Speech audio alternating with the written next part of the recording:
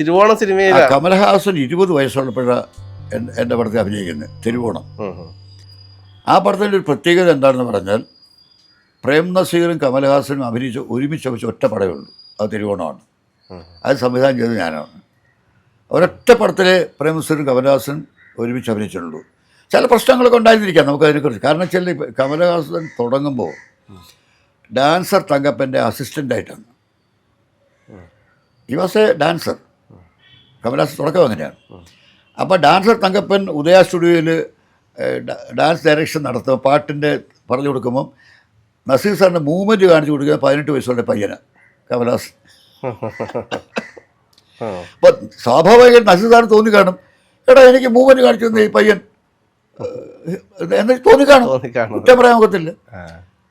പിന്നെ അപ്പോൾ എന്തോ ഇവർ തമ്മിൽ അഭിനയിച്ചിട്ടില്ല. പക്ഷെ ഞാനായതുകൊണ്ടാണ് ഇവർ രണ്ടുപേരും എതിർക്കാഞ്ഞത്. കമൽഹാസൻ എന്നോട് പറയും, സാർ അവർക്ക് എന്നെ പിടിക്കാതെ, അത് വേണ്ട സാർ എന്നൊക്കെ പറഞ്ഞു. ഞാൻ പറഞ്ഞു കുഴപ്പമില്ല, നിങ്ങൾ അഭിനയിക്കണം, ഈ റോൾ നിങ്ങൾ ചെയ്യാം.